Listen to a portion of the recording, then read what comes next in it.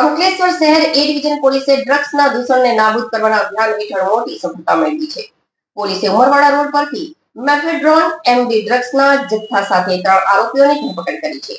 પોલીસે drugs, luxury car, bike અને mobile phone સહિત કુલ 3,76,000નો મુદ્દામાલ જપ્ત કરી આગળની કાયદેસરની કાર્યવાહી હાથ ધરી છે. પોલીસ સૂત્રો પાસેથી મળતી માહિતી મુજબ એ ડિવિઝન પોલીસને ચોક્કસ બાતમી મળી હતી કે સુરત પાર્સિંગની સિયાઝ કારમાં એક વ્યક્તિ મેફેડ્રોન ડ્રગ્સનો મોટો જથ્થો લઈને ઉમરવાડા રોડ પરથી પસાર થવાનો છે.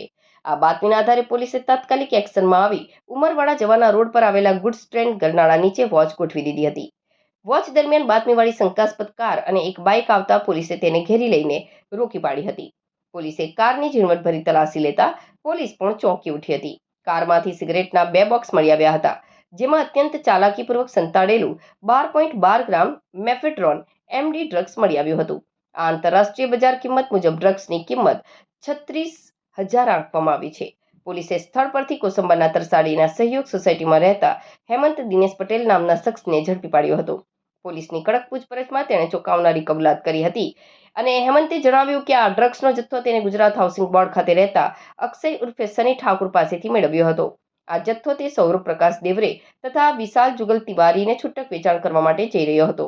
પોલીસે આ ગુનામાં સંડોવાયેલા અન્ય સાગરીતો સહિત 3 આરોપીઓની ધરપકડ કરી છે અને ડ્રગ્સના આ આખા નેટવર્કના મૂળ સુધી પહોંચવા માટે રિમાન્ડ મેળવવાની તજવીજ શરૂ કરી છે.